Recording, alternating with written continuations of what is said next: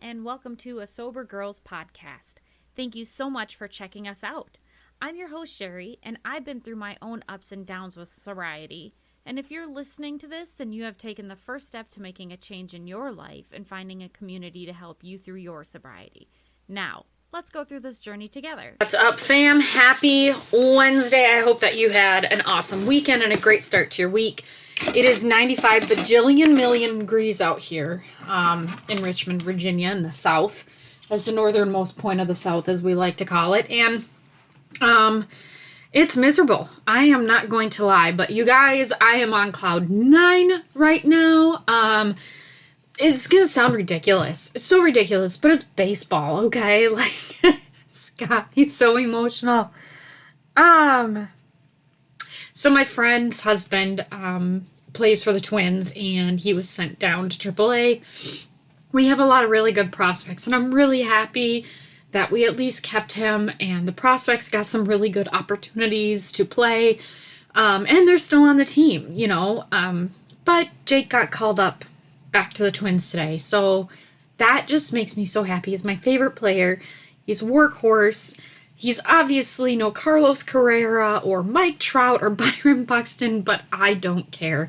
He is Jake Cave, and that is enough for me, and I'm so proud of him and so happy for him. He's been working his ass off.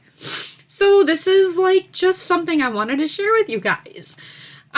Baseball means a lot to me. The Minnesota Twins have been making just stupid trades all day long, and it's been just amazing to watch. So I just wanted to share my happiness with you and everything else. And before we get into the episode, thank you for dealing with me. Thank you for dealing with all my crazy and just kind of some of my weirdness. But one thing that I was going to talk about was, you know, what does sobriety give us?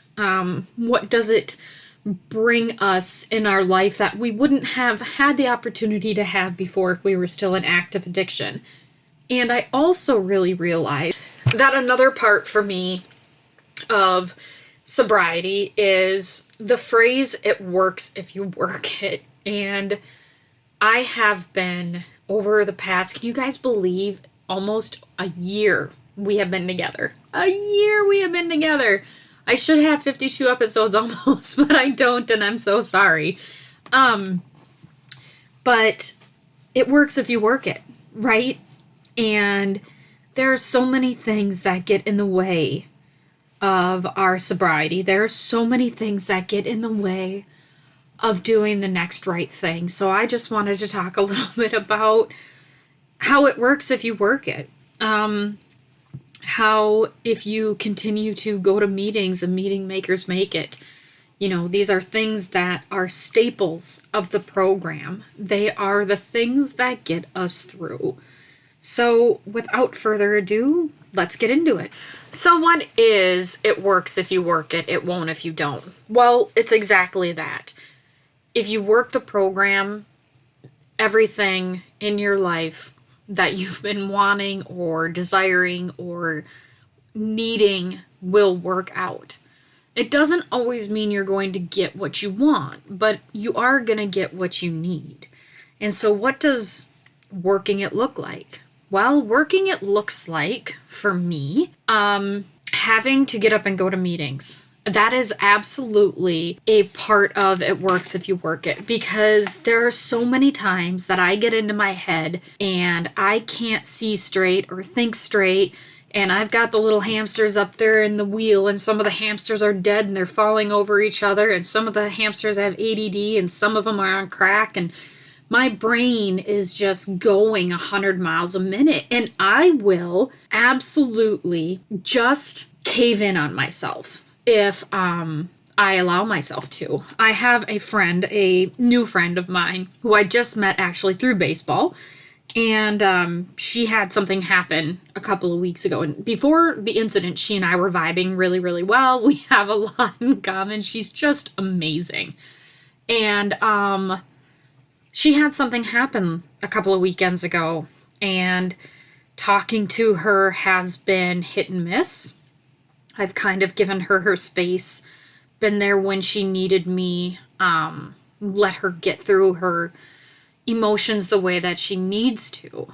And there have been times throughout the past 2 weeks where I've really thought to myself, oh man, like, maybe she really doesn't want to be friends with me. Maybe I'm too old for her. I'm too weird for her. I'm not, her type of person. I really took everything that was going on and I allowed it to consume me.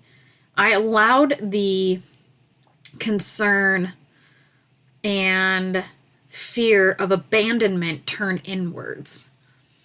And I really found that going to meetings or reaching out to people, talking to people in the program, reminded me that we all deal with stress and trauma differently.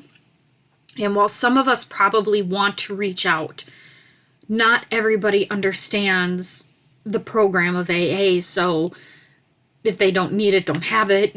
Those are just things that they don't need or need to have in their life. They're not going to understand that they can reach out, or sucking back into a depressive state can be unhealthy for them. And I am really proud of her. She's actually doing really well, and I do wish she would reach out a little bit more, but at the same time, I'm giving her space. So what do I do on the other end of it?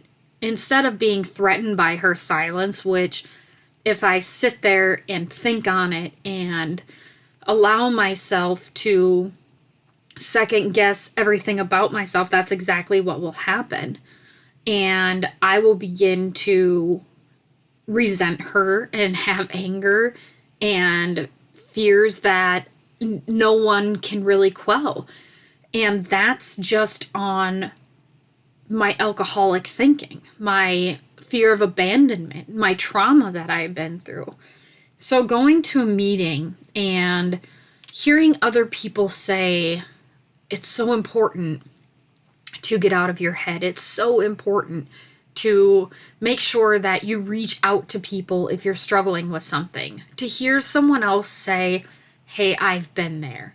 To hear someone else's story of, if I would have just sat there and let myself think, I would not have had the opportunity to really understand what that other person was going through. So when we go to meetings, we hear our stories and other people, and it makes us feel less alone. That is one huge thing for me, and one reason why I truly did suffer a lot when I wasn't going to meetings, when I was, even if they were on Zoom, right? My pastor talked about this a couple of weeks ago. Even if they were online or attending church online, there is something completely conceptually different about attending something online and doing something in person, right? So when we do things online, sure, we attend, we do the bare minimum, but then when we go in person, we get that community, we get that connection, we feel less alone. We hear and see other people saying, yes, I've dealt with that. Yes, I have been there. Yes, I know exactly how that feels. And we feel less alone. When we get outside of ourselves and we go to meetings and we reach out our hand and we ask how someone else is doing, that's how we are working the program to keep ourselves sober. What is another portion of it works if you work it?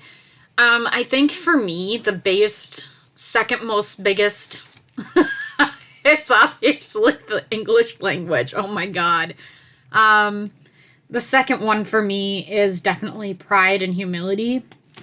I learned a long time ago that pride kept me drunk. My unwillingness to ask for help, my fear of imperfection, my past, my trauma, didn't really allow me to grow. And they tell you basically right away when you start meetings that pride definitely will keep you drunk. And it even talks about it in the big book multiple times. in the 12 by 12, if you haven't read that yet, and when I say 12 by 12, it means 12 steps and 12 traditions. It talks about, how we are bothered by so many different things. When we're, at step 5, we need to be able to rid ourselves and tell someone of our character defects, right? And so it says in here that our anger and our hurt pride might be the smokescreen under which we are hiding some of our defects while we blamed others for them. Possibly, too, we are still handicapped by many liabilities, great and small, we never knew we had. And pride keeps us from asking for help.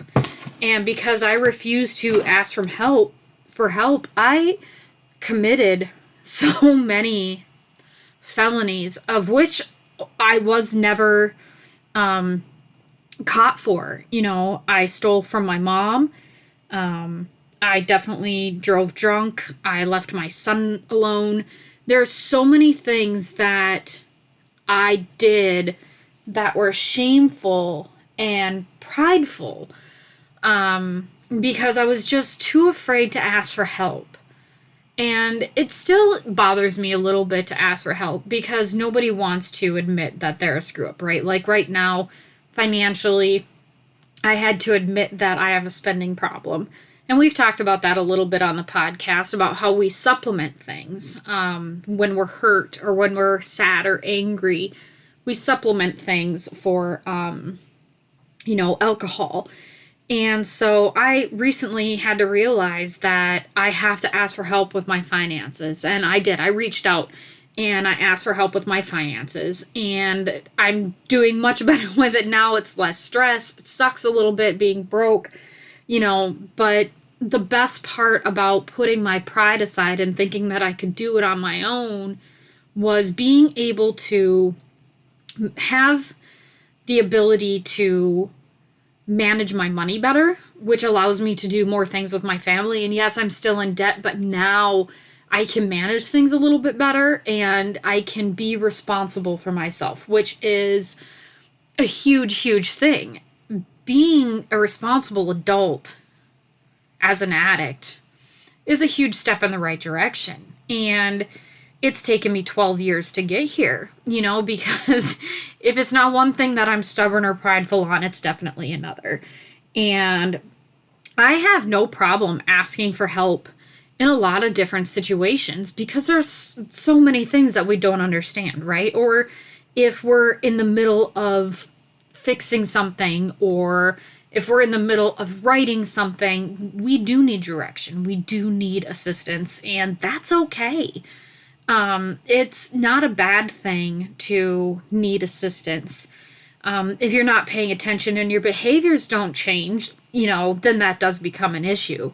So, and like it did for me, it became an issue. And so I've had to set my pride aside so many times and just say, hey, I can't do this on my own. I need help. And if it weren't for the program of AA, if it weren't for learning about the humility aspect of being sober, when you act like a jackass for so long, you can look back on it and go, oh my God, like your humility will set in really, really quick. You get humble very quickly. And if it weren't for this program, I wouldn't learn humility. I wouldn't have learned proper humbleness and how to set my pride aside and help others, help myself, ask for help. That's one of the biggest things that a friend of mine and I were talking today. I asked him, I said, why don't you men ask for help? And he told me that he will he told me that he will walk around a store for an hour and a half before he will ask for help. And it drives his wife nuts. And I was like, yeah, like, I don't get it. I don't understand why asking for help is so hard. And I do because I have been there, right? I have been there with so many things. But now because of AA, I'm able to actually go, okay, stop. I need help. And I think what gets me to that point is because I do work this program, because I do stay in contact with my sponsor, because I do go to the meetings, and because I am sober, I have these emotions and these feelings, and I am able to stay sober. And I am able to feel things. And now I have a conscience. And I have a Jiminy Cricket somewhere, and the Jiminy Cricket is saying to me, that's not really smart, or you really shouldn't do it that way. There's always something in the back of my mind or on my shoulder or wherever I am that says, you know what, this is really not a good idea. And I have that gut feeling, and I'm able to actually follow that gut feeling and go, I really shouldn't do that. There's so many things in my sobriety that I've had gut feelings on, and I've been like, oh, no big deal.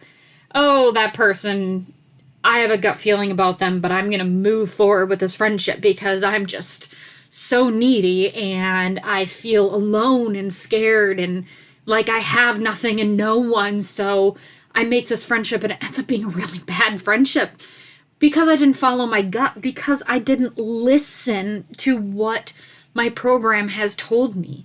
And there are things of which in my life that I am very ambitious, and I won't use people, but I admittedly will say, hey, listen, I'm trying to get to this next part in my career, and I do believe that you could help me out with that. And if you'd be willing, I would love to take some of your time and just talk to you about how you got to where you are. Maybe you could help me with some contacts. And if they say no, then what's the worst thing? No. So then I just have to work harder at my craft. And that is very hard in baseball journalism. But at the same time, every time I do get somewhere working hard on my own and not ignoring my gut feeling and just trying to be friends with someone to either get ahead or feel like I fit in, that feeling of accomplishment is so much greater. And I really don't need anyone else but myself. Now, I definitely will tell you that community is very important.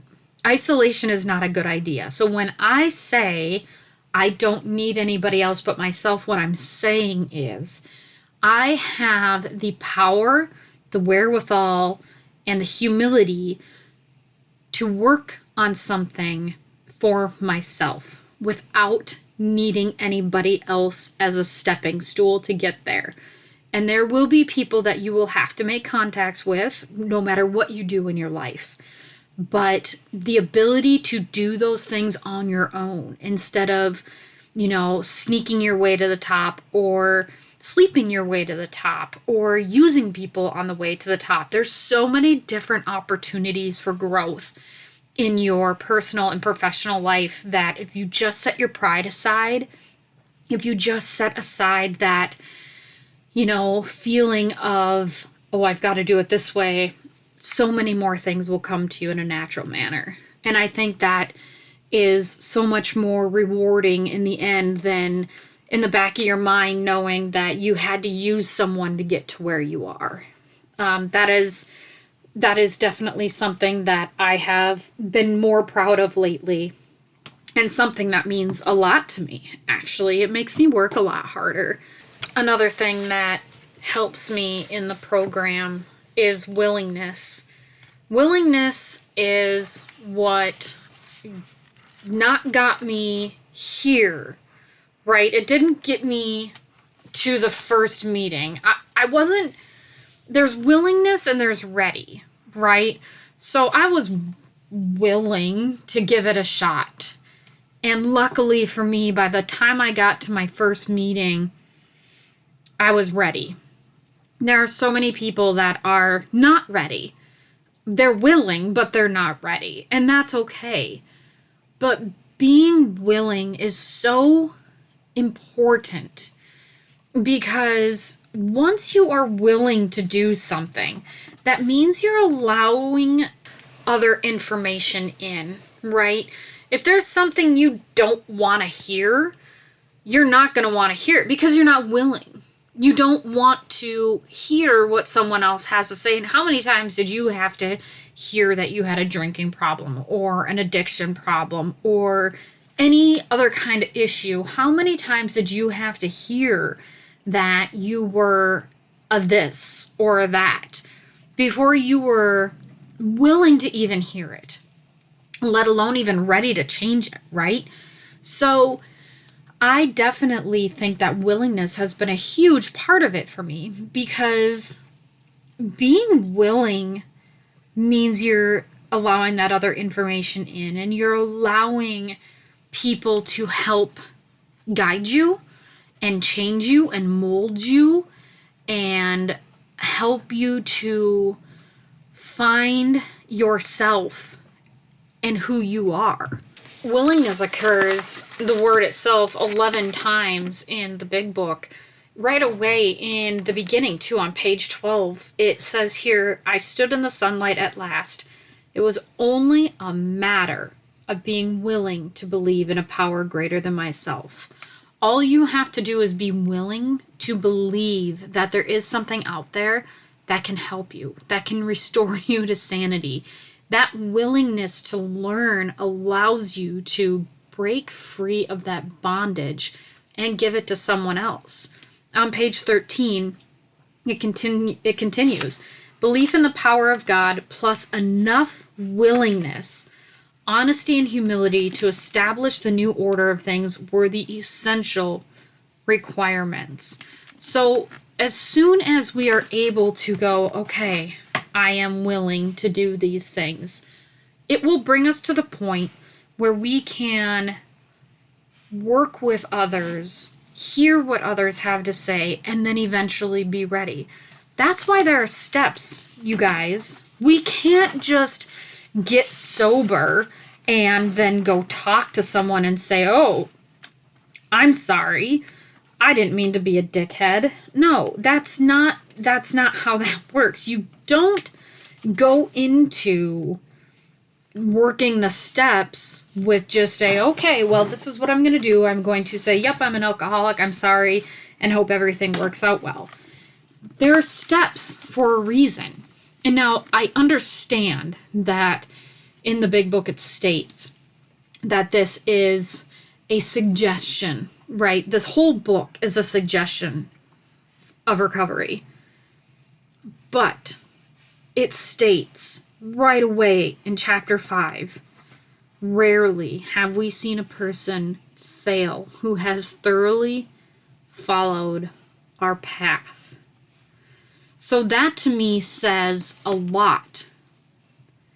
It talks about without help, without someone else's care, without someone else holding our hand, it is too much for us.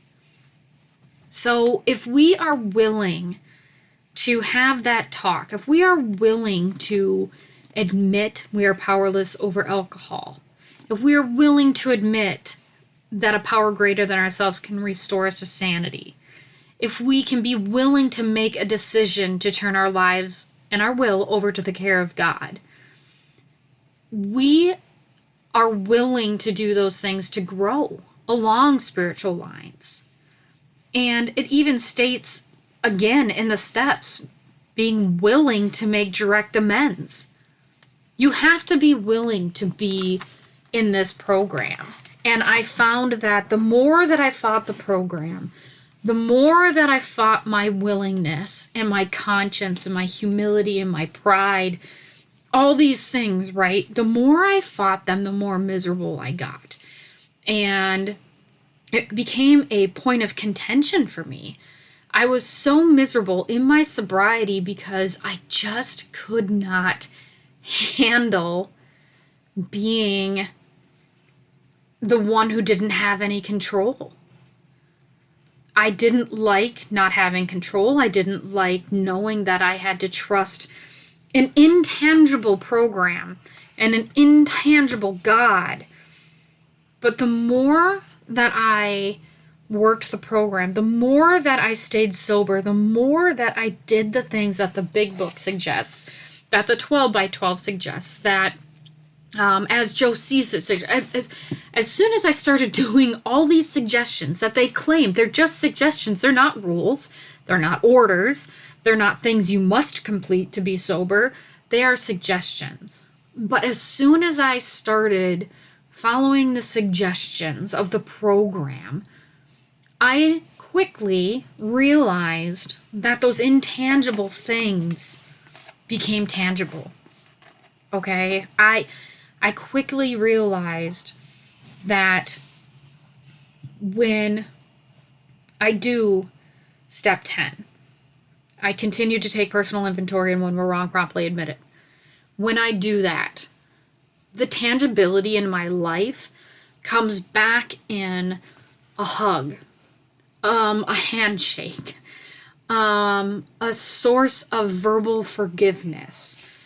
When we do these things that are suggested in order to be sober, that they do become tangible. Money becomes tangible. When I do the next right thing, things become tangible. And doing the next right thing comes from being humble. It comes from asking for help. It comes from willingness. Doing all of these things come from just certain tiny little things that make everything so much better. It makes everything that we have fought through and struggled through so much easier. And I know it's hard to hear it. I know it's hard to say, well, God, I screwed up again. That's okay. Progress, not perfection, okay? A lot of us at this point in our drinking and our sobriety, we don't have 401ks. We don't have a lifetime of savings built up, because what have we been doing with it? We've been spending it on drugs and alcohol, some, prostitutes. We've been spending it on cigarettes and, parties and, just flouncy shopping. It's because we don't have that self-confidence in ourselves. We don't have that feeling of security. We don't have that feeling of fullness and love. And so we try and replace it with all these things, and those things cost money that you'll never get back, but you do have the opportunity to save again. You might start out coming out of jail and having to work at McDonald's. Babe, that's okay. That's okay. I like my Diet Coke and my fries. I will come and get it from you. That's okay. Just because you work at McDonald's does not mean you're doing sobriety wrong. It doesn't mean that in 20 years you won't have a $500,000 house. It doesn't mean that you won't have peace and serenity. It simply means that you just got out of jail and you need a job, because you need something to be accountable for. You need something to start out at the bottom. Okay? And that's okay, because this is about progress, right? So we're going to have to start over at some point. Starting over is never easy, but I promise you, the book promises you that these things do materialize if you work for them. So what things do you want to materialize in your life? Do you want love? Do you want happiness, serenity?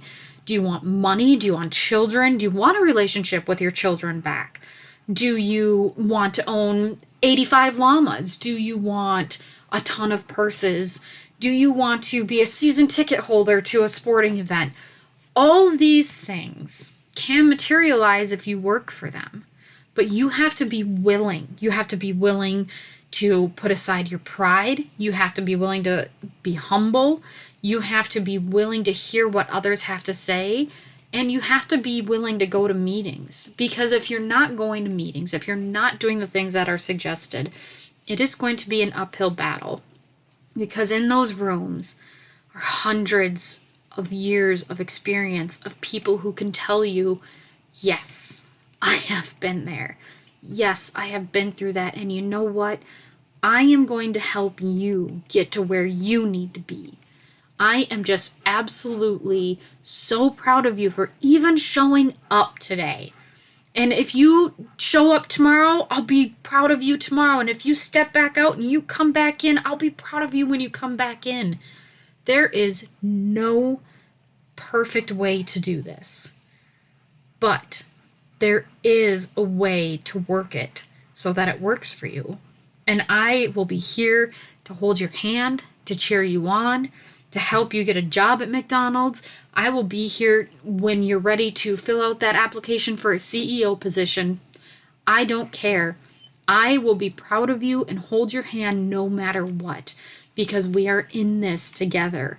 And my willingness to stay sober, my willingness to do the next right thing has definitely helped me and put me in a position to help you. And even if you're just sober curious and you are just listening to this podcast to figure out where you're at in your life, I'm proud of you for doing that too. If you need anything, reach out to me. Instagram, email, Facebook, you can get a hold of me at any of those places. My attitude of gratitude for today is definitely my friend's husband getting a chance to come back up and play in the major leagues, because I'm happy for him, because he's been working really hard. And my attitude of gratitude is also for just amazing friends and community. I have put myself into such bad, toxic situations, and I'm just so happy that I don't have surface level friendships anymore. I have deep friendships that allow me to grow and be myself. So I hope that you have a good rest of your week and a good weekend. Stay cool if you're on the East Coast, because it's on fire. And I will definitely see you guys next week. Until next time, fam, be well. Thank you for joining us on a Sober Girls podcast, where we get together to talk about each other's experience, strength, and hope. I hope that today's episode was something that you needed to hear today, something that you can carry with you. I really look forward to our time together. Don't forget to check us out on Instagram at A Sober Girls Pod. Also, you can check us out on Twitter at A Sober Girls Pod, and our website at asobergirlspodcast.podbean.com. Till next time, be well, fam.